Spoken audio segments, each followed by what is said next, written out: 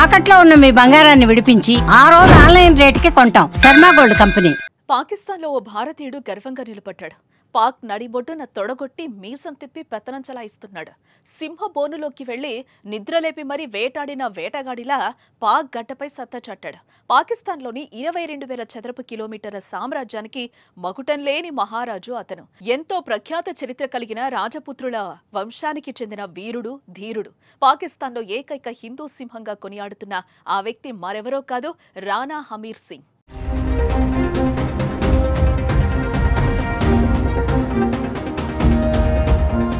1947లో భారతదేశం పాకిస్తాన్ విడిపోయిన తర్వాత లక్షలాది మంది భారత్ నుంచి పాక్కు వెళ్లిపోయారు. పాక్ నుంచి కూడా లక్షలాది మంది భారత్కు వచ్చారు. అయితే కొంతమంది మాత్రం తమ ఇళ్లను, ఊరిని వదిలి వెళ్లటానికి ఇష్టపడలేదు. అందులో మొదటి వ్యక్తే రాణా హమీర్ సింగ్. ఆయన రాజపుత్ర వంశానికి చెందిన పాకిస్తాన్లో ఉంటున్న ఏకైక భారతీయుడు. ఆయన చరిత్ర అనన్య సామాన్యం. ఇలా ఎందుకనాల్సి వచ్చిందంటే, భారతదేశంలో ముస్లింలు మైనారిటీలైతే పాకిస్తాన్లో భారతీయులు మైనారిటీలుగా ఉంటారు. అక్కడ పెద్ద సంఖ్యలో ముస్లింలుండగా మన హిందువులు తక్కువ జనాభా కలుగుంటారు. దీంతో అక్కడ భారతీయులపై చాలా చోట్ల దాడులు జరుగుతూ ఉంటాయి. ముఖ్యంగా మతోన్మాదులు హిందూ దేవాలయాలు, ఇండ్లను టార్గెట్గా చేసుకుని దాడులకు తెగబడుతూ ఉంటారు. అలాంటి సమయంలో అక్కడున్న హిందువులకు నేనున్నానంటూ ధైర్యం చెప్పి వారికి అండగా అడ్డుగా నిలబడిన వ్యక్తి ఎవరైనా ఉన్నారా అంటే అది రాణా సింగ్ మాత్రమే.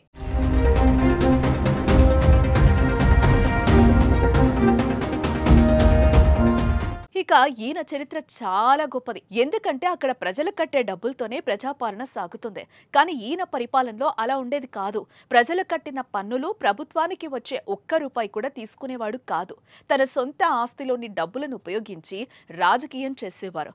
అలా ఆ డబ్బులతోనే ప్రజాసేవ చేసేవారు. ప్రజలకు అండగా నిలబడేవాడు. ముఖ్యంగా దాడులకు, దాష్టికాలకు పాల్పడుతున్న పాకిస్తాన్లోని హిందువులందరినీ ఏకతాటికి తెచ్చి ఒక గొడుగు కిందకు తీసుకొచ్చి నేనున్నానంటూ నిలబడ్డాడు.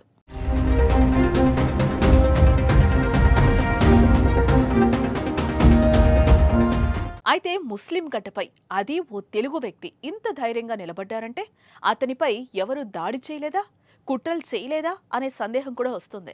అయితే చాలా మంది అతన్ని కదిపే ప్రయత్నం చేశారు, దాడులు చేసే కుట్రలు చేశారు. కానీ అతని ధైర్యం ముందు అవేవీ నిలవలేదు. అప్పటి పాక్ ప్రధాని భుట్టో నుంచి ఇప్పటి వరకు ఆయన అలానే నిలబడ్డాడు. నేను నిజమైన హిందూ సింహాన్ని అంటూ నిరూపించుకుంటూ వస్తున్నారు. ఇకపోతే అప్పటి పాక్ ప్రధాని భుట్టో ఇతనికి చాలా మద్దతు తెలిపేవారు. అయితే దాన్ని ముస్లింలోని కొంతమంది వ్యతిరేకించినా దాన్ని భుట్టో పట్టించుకోలేదు. దానికి కారణం అతని ధైర్యంతో పాటు నిజాయితీ.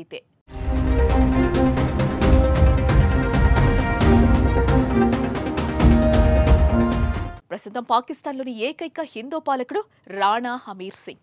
ఇప్పటికీ ముస్లిం దేశంలో పాకిస్తాన్లో రాయల్ జీవితాన్ని గడుపుతున్నారు. ఓసారి పాకిస్తాన్ ప్రధానమంత్రికి బహిరంగంగా యుద్ధ సవాల్ విసిరారు రాణా హమీర్ సింగ్.